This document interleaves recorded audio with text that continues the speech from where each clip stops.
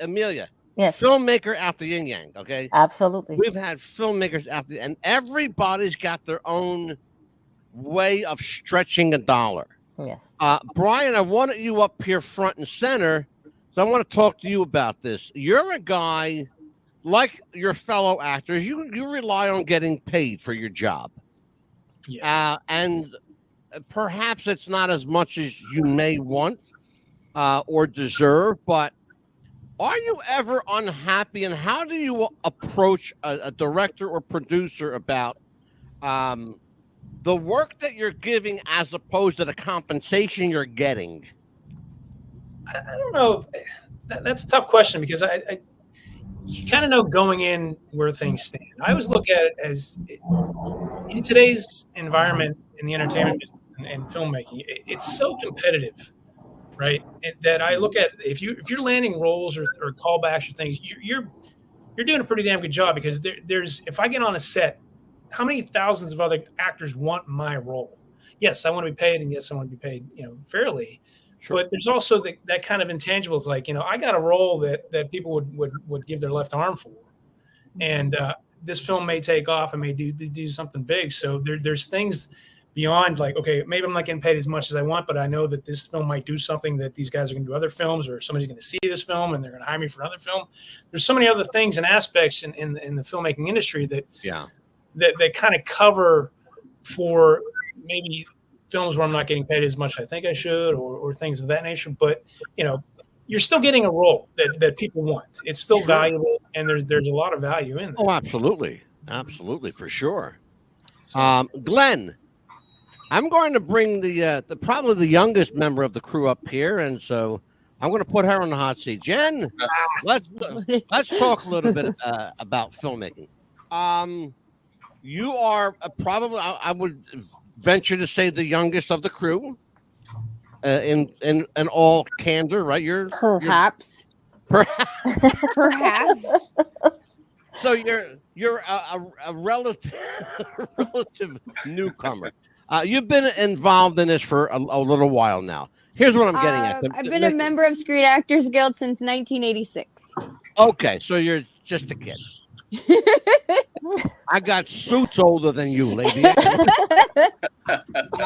I'm going to talk a little serious here. Glenn comes to you with this film. He says, "I've got a great part for you. The money's a little light, but I think you might find some meat in this to sink your teeth into." You think about it, you jump on it right away, you go consult someone. Well, he sent Beverly first. He sent Beverly first, and literally Beverly could talk me into like killing somebody and hiding the body with her. Like I would do anything Beverly told me to do, I'd be like, okay. So he kind of cheated because I went in full 100% like trusting Glenn 100% because I trust Beverly, and so I was just down. We were in it to win it. Absolutely. I love that attitude. I really do. One of the things that I like to do when I have guests on the show is I like to go there. I like to go where other interviews don't. That's why thank you for great sponsors. I have no language parameters on this show. I just say a bunch of fucked up shit?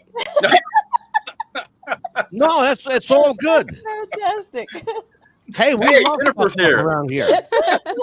Absolutely. Oh, we love fucked up around here. Wait, hold on. I can fix that. Action. But here's what I want to do. I want to talk a little bit, and let's address this. You've got I would conservatively say a half a dozen pictures under your belt, right? Somewhere around there, 6, 7 films, 8.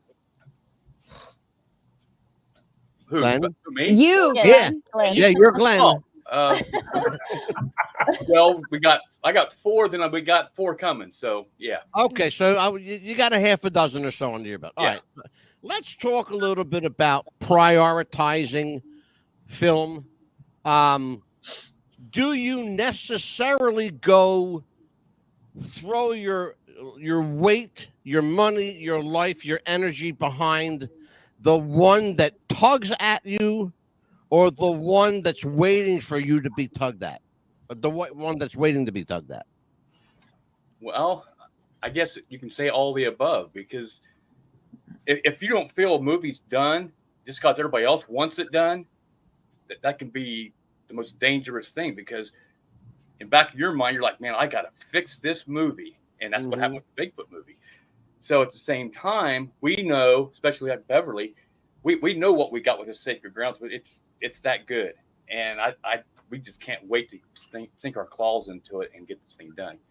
So, well, Beverly, let's follow up that. Let's follow up here. You've been credited as a producer, co-producer on a couple pictures here. Talk to me about the fiduciary and financial responsibility that you feel investing in a picture. Well, I'm investing my talent, not my finances, which is the first rule in doing a film. I should tell people. Well, we should, in the interest of full disclosure, tell people that a producer, by definition, has a financial interest in a film. Exactly. Not necessarily. Not. That's executive producers. Executive producers do the financing, not a regular producer. So clarify for us the difference between the executive producer who's in charge of the purse strings and producer. Bob, you want to jump in on that for me? Well, it's exactly what it says: to produce, to get the job done. So, it doesn't mean you have to throw your money into it. You may be the one who pulls together a cast, or you may be the one who finds locations, or you may be the one who puts a couple of people together. And then from that, you can get a producer's credit because you helped to produce this movie, Yes. So basically, Beverly, you became a producer because Glenn likes you. Yeah. And I didn't sleep with him. No.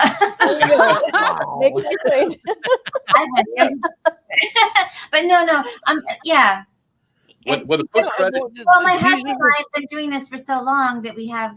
My husband knows a lot more than I do. He works in the film business consistently, and I've been I'm the second generation of film business people, so I have a good idea of what to do and what not to do, and I've been on many sets since I was a little kid, so it's just I kind of know how it goes. So, Pitbull, questions for the cast? Sure. Mr. Glenn Martin, I had a question for you. What's the best location you've found to make your movies at? Oh, right here in my backyard. I mean, really? It's beautiful here in Southeast Ohio. I mean, everybody that came out. I mean, put it this way: we have a big underground lake or spring lake in my hometown. Well, not where I'm at now, but where I grew up. And I took Jennifer there and Bob and Michael Perret to this thing. I need some more water. I need some more water. I mean, it's gushes out of the hill, and it's the best tasting water. I mean, there's literally no taste to it. It's that good. Bob, you remember that? Yeah. Yeah. We have like that here too in Zephyr Hills. It's a beautiful countryside. It's especially for the Bigfoot movie. I mean, it was everything. It was hot. Ask Brian. He knows. He was in the suit. It was hot. One day it was hot. One day it was freezing. The next time it was freezing. Oh my gosh, that was horrible. November. Jeez, that was nuts. In the shadows, And now in the shadows. Now we filmed a lot of that in Georgia. Right. Brian, Michael Perret, Jennifer didn't have to come back for that because we got all her stuff shot in Ohio. Right. But, well, I'll tell you what, Glenn, that's a great segue because I have the trailer queued up for you. Okay. So why don't we take a look at this and we'll talk about it after the break. Okay.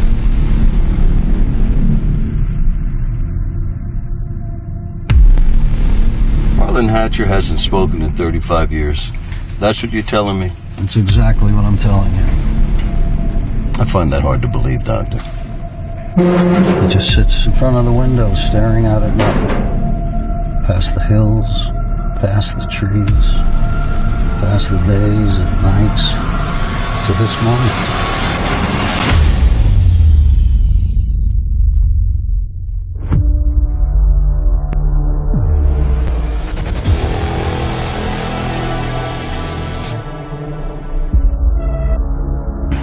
What's going on? Your wife's been murdered. What? How? I think I can answer that question for you, Tom. Dr. Lucas, what are you doing here? Harlan has escaped. Grandpa, where are you?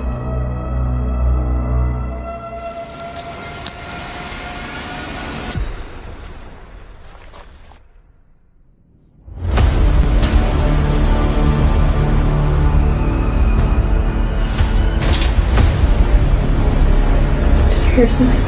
No.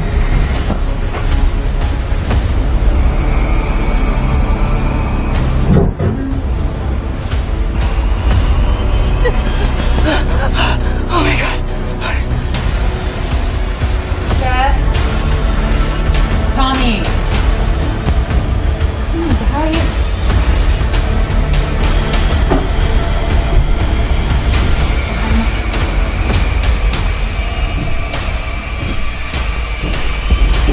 Hello? Are you there?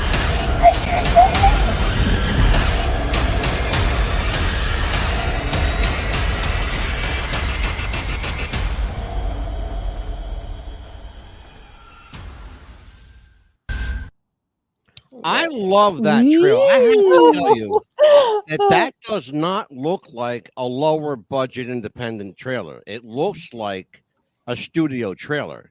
It's sharp, it's crisp, it's clean, and it makes me want to see the film. I wanted to watch the rest Good job, of it. Glenn. Hey, thanks. So, talk to me about achieving that look. What did you have to do to get that polished look? It's very polished, by the way. Equipment. You got to have the right equipment. I mean, Well, let's talk about how equipment can make or break a film. Let's go there. well, everything's digitized now. I mean, theaters, everything is. So if you try to use tape, you might as well forget it. I mean, unless you're Hollywood, then they can transform everything around. But you got to have the crew. The crew's got to be the main. I mean, you don't have a good crew, you're not going to have a good film. Glenn, let's talk about your crew. You have 8 or 10 people working with you, more or less. What did we have down there, Guy? I think we had probably 15, 20. Yeah, about that. Yeah. Okay. In Georgia. And now in Ohio, we had, I think, about 10.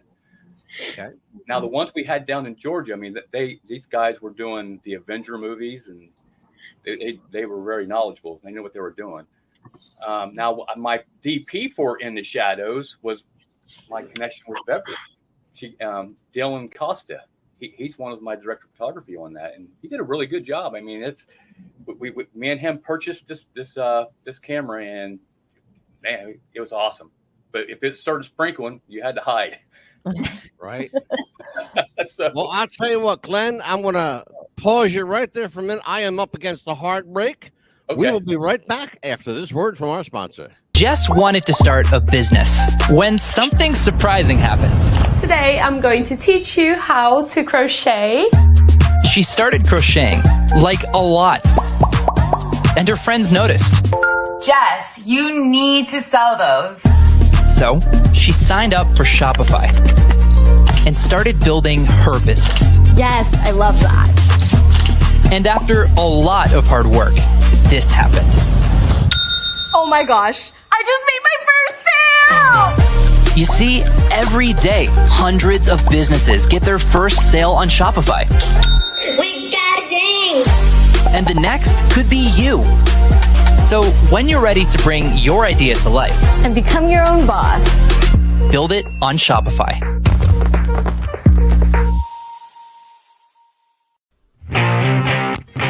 Do you have sweaty balls or volleyball netty balls?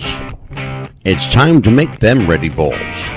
The Manscaped.com Lawnmower 3.0 will do the job and clean your knob with its patented no-nick head, so your head will function as desired.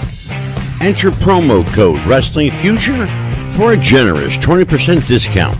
That's enter Wrestling Future for a 20% discount.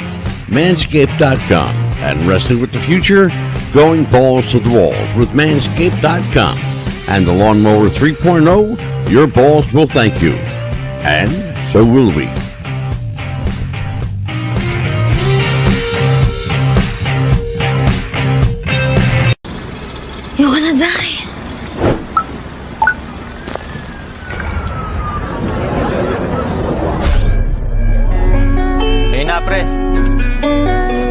siguro lagi nakatingin. Kasi yun na lamang ang magagawa. Inaabangan ako na mawala, kaso lang ang malala, nadapa, kakatingala. Game? Sa kapunta to the moon, road trip, vroom vroom, skr skr, zoom zoom. No time, better up, I can help. Let's not let me get ahead of myself. With your roll mouth, tell me you don't wanna get stroked. Why so silly, get the lotto wins out. Why still with me, I'm bothered. Oh my.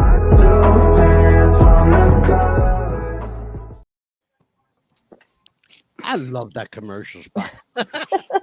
What's up with that one? The manscaping. The heck? What was that, Glenn? Manscaped? Is that what that was? Manscaped.com. They have been my sponsor for 7 years. That was hilarious. Yeah. That was so funny. I wrote that commercial. I produced it. I performed it. That's his voice. That's me. Absolutely. I want to bring Brian up here again. Brian, you have an interesting path to entertainment and to acting. You are an athlete. Yeah, I was. Talk to me. Talk to me about this must have been a really sudden and dramatic turn in your life. Let's get a little preview of your show. A little preview. Yeah, no, just a kind of not really. I kind of came out of college with two pie in the sky dreams that I wanted to be a professional athlete, and then I wanted to be a professional actor. So the athlete had to come first because I couldn't be a 40-year-old rookie. So I ended up having. I'll save most of the drama for my individual show, but basically I had an opportunity to go play professional volleyball for on and off over the course of a decade over in Europe. Played in Switzerland, played in Ireland, played in Norway, and then retired from that in 2004. And that's when I said, okay. And my wife and I were living in Dublin, Ireland at the time. I said, it's time to do this acting thing. So we moved from Dublin out to Los Angeles, and that was when my whole acting career started. Everybody goes to LA. Nobody goes to Dubuque. No. Or Akron. Akron. There's not a big film market in Akron. Oh, God. The dog. Where's the doggy? Where's the doggy? Dog's on the loose. Oh, wow. Jen, what happened there? You all right, kid? There she is. Okay. The sun's going down, so I was trying to turn on another light, and it's not turning on. Oh no. Okay. I thought you were got in trouble. We're getting ready to send a search party for Jen Banka. No, I was trying to get some light up in here. Next round of questions for the crew, Amelia. Go for it. For Rob Romanis, do you find it easier acting more in a sitcom, or drama, or more like in a movie? What's the easiest for you? Well, they're all about the same, whether it's a sitcom. They all have their challenges. If you're working on a sitcom, different pages keep coming every day. So if you memorize your lines and you go down and you rehearse, and they hand you new pages with new lines. So you're out constantly trying to remember something, On a film, you're lucky if you get a chance to rehearse, before you actually, a lot of times you just go down to the set and you start working. A lot of people don't take, weeks to rehearse and everything. Maybe my favorite thing are plays, because love it. You work on a play from the very first page to the very last page, and it's a real process. And as you rehearse over and over and over again, you just get deeper and deeper into the material. And it's really a process that's really satisfying. I love the idea of live theater. My wife and I belong to a theater guild. It's one of the things that, you can't replicate live theater. You can do any number of things on film, but there's nothing like seeing people, real human people, on a stage performing. I don't care what anybody says. I even like bad plays. I'll even go watch a bad play. I just like. That's a really fun place to be, is in the theater watching or being acting. Jennifer, what is your experience with live theater, Jennifer?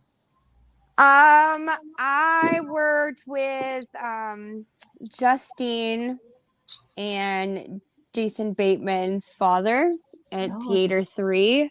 We did a really cool play called Sometimes I Wake Up in the Middle of the Night. I was one of the only young ones in that one. That was pretty amazing. On Maui, I danced in a live show. 6 dancers, live musicians, live singers, 11 dancers, 8 costume changes. Wow. That was pretty amazing. Yeah.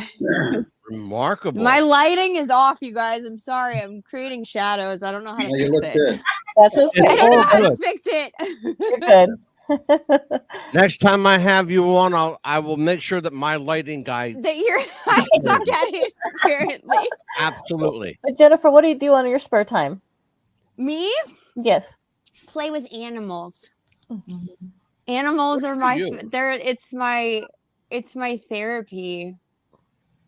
I run a little pet care business with my dog. And we specialize in play dates so that I can make money while my dog's playing with other dogs. Oh, that's so sweet. All right, Glenn. The big guns are back up. All right. Let's talk about future projects. I know that you and I spoke privately. You have 3 or 4 projects in the wings that you're working on. What is, without giving away the plot or story to any of them, what's the one that is the go-to that you have to have next? Wow, I would say definitely Sacred Grounds, but I got one called Cemeteries, and it's paranormal. It's based on a true story up here where I'm at in Athens County here. There's 5 cemeteries in the city of Athens, Ohio here. And if you draw a map on a map of these 5 cemeteries, it makes a pentagram. Oh, wow. Interesting. Oh, wow. Each one of the stars, I guess you can say, the points, sure, cemeteries, and they all are haunted one way or another. Oh. So this story is about the hanging judge, and his name was Judge Sims, and he's I guess the urban legend is that you go there at night, he'll run you out. He's like dressed like a Grim Reaper. Oh, really? And and he chases everybody out. But the place's been decimated now. It's just there's no stones or anything there anymore because the college just kids would go up there and party and destroy the stones and all that stuff. Would that even make the story? That sounds creepy. I like that. I like it already. Let's go find him. Let's go find him. But that's one that I really like. My producers for that is Matt Berry. He's the Hollywood casting director. He did the Rush Hour movies, The Notebook. Sure. And his partner is Ron Wells. They're business partners, and they have Lionsgate involved in that, so that's a good thing. And then we have Sacred Grounds, which, man, me, Beverly, and Clayton, I know we know what we can do on this. It's going to be really good. And Clayton really worked hard for about 2 or 3 weeks with Beverly. Then Beverly had to tend to her, but that's okay. We went and made In the Shadows and finished up searching. So, but there's one called it's called the Apocalyptic that I really like. It's going to be a TV series like Walking Dead. It's about a meteor shower hitting the earth and causing the apocalypse. And interesting. And gases come from the atmosphere from them coming through, and it causes a psychotic state to certain humans, and then there's certain beasts.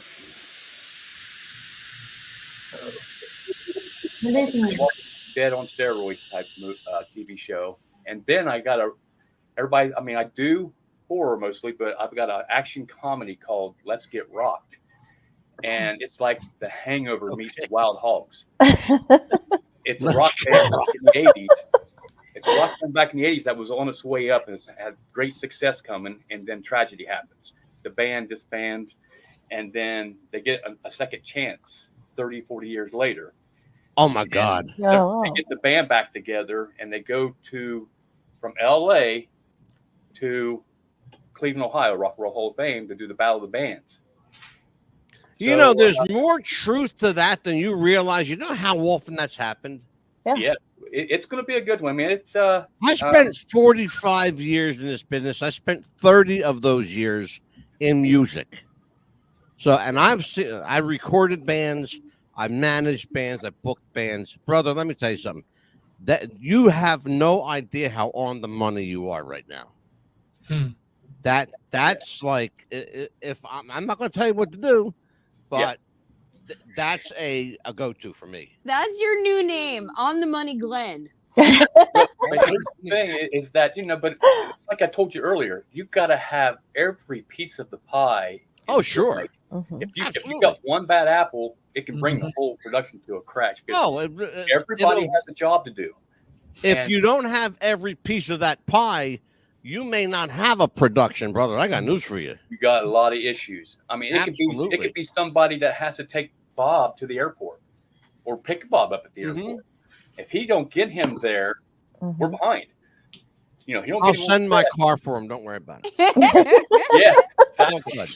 So, you know, a lot of people think it's just, it's all fun and games. It's a lot of work. I mean, I'm sure it is. Put the pencil on the pad all the way till the movie's getting ready to go in the theaters. It's work all the way through. We're going to do our round robin section. Now, we have Pitbull and I do a section here called the round robin. What we're going to do, going to take a question, go around the horn with it. Let's start with Bev, since you are the one up here. Beverly, the emotional content that you invest in a film, worth the investment or draining afterward? Always worth the investment. Explain. Well, whatever you do in the film, you've invested your time and something has come out of it. And if it doesn't work out, you've still learned something. So it's always worth it. And yes, sometimes you are very drained afterwards, but you learned something. You met somebody, you've had some experience that was something worth it. Yeah. Bob Romanis, worth the investment or exhausting? Both. It's both. Yeah. You know, no matter what the part or the, whatever it is I'm working on, I want to give it all I have. You know, that's the fun. The fun is really diving into the character, and, I don't really care to watch it afterwards. My fun is doing it. And when it's done, it's exhausting, Yeah. Well, how do you channel that? How everybody has a process.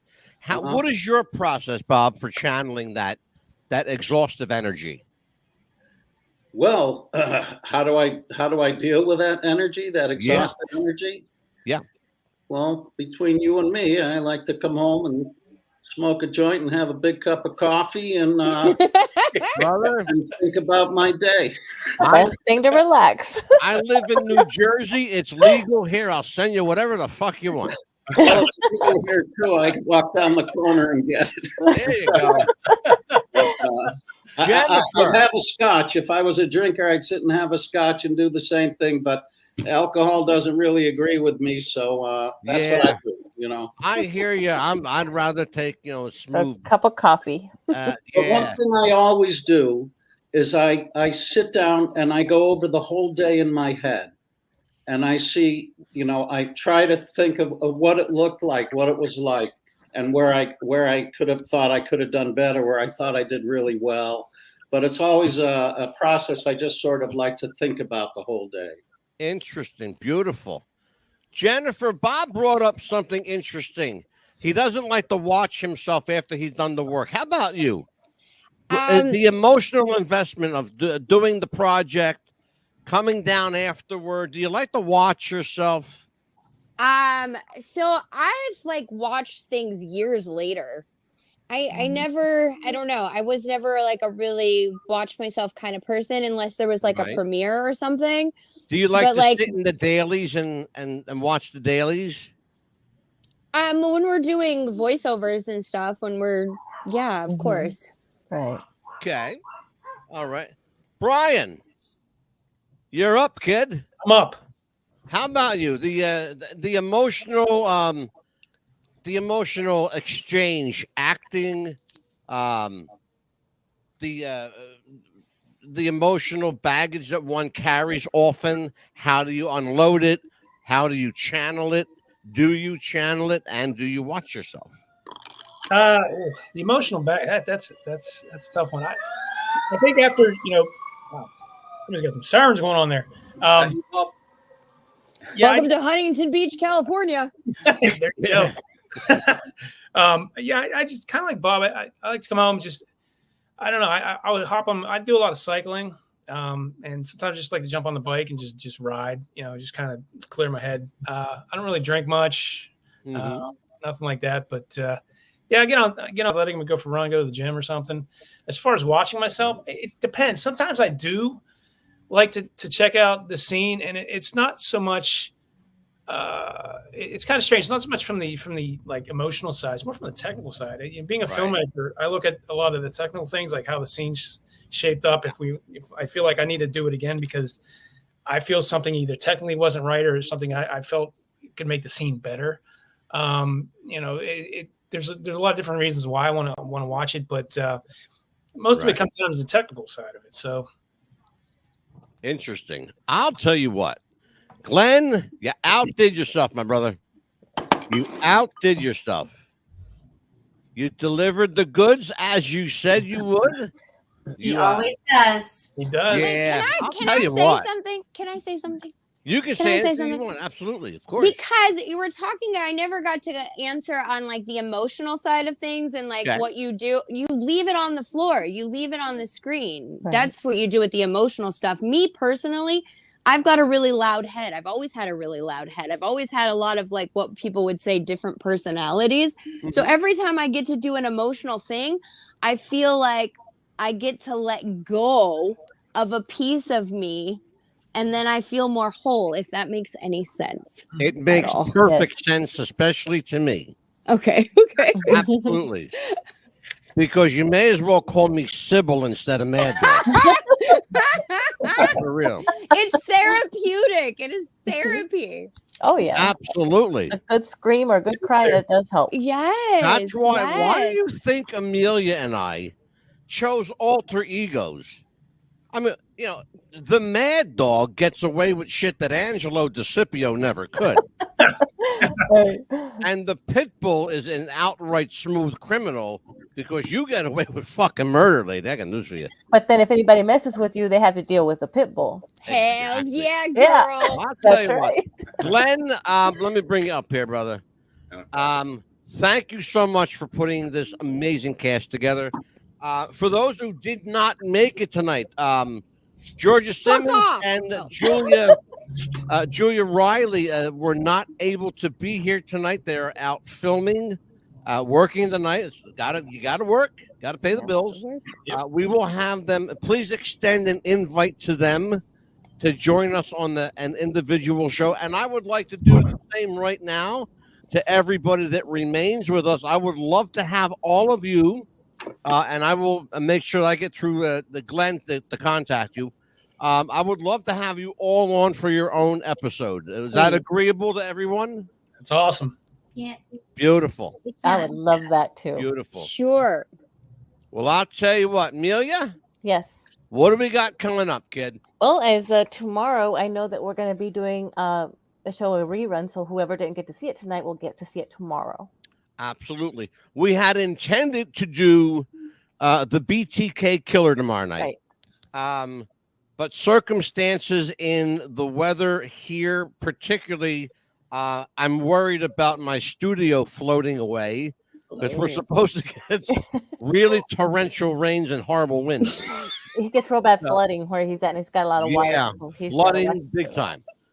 There's, by the way, just as the news breaks, there's a coastal flood warning in effect for the eastern coast of the United States from Maine to Florida. We're going to have real bad stuff here too in Florida. Yeah. So everybody, if you're out there, be careful. Yes. What else we got coming up? Okay. And then, of course, Wednesday night, I got the premiere of my brand new show, Ring the Bell. Woo!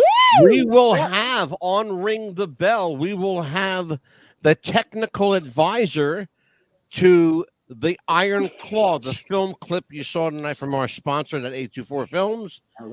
His name is James Beard. He was a technical advisor and family friend of the Von Erich family, the first family of Texas wrestling. He will be with us Wednesday night on the Pitbull's premiere episode of Ring the Bell.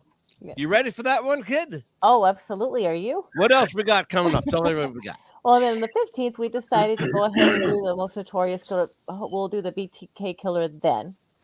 And then the 16th, we'll do the old time crimes. Let me tell everybody what we got coming up. In 2 weeks, I will not mention the name until next week. Right. But I have a Hollywood A-lister will be joining us. You will know his name. You will know his face for sure. Joining us in 2 weeks. I haven't even told the Pitbull about this one. We will welcome back Country Music Hall of Famer Lacey J. Dalton, the guy that brought us the Golden Girls, writer, producer, director, Mark Sotkin.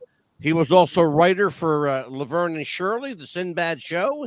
And 60 or 70 other programs that may or may not have made it at one time or another.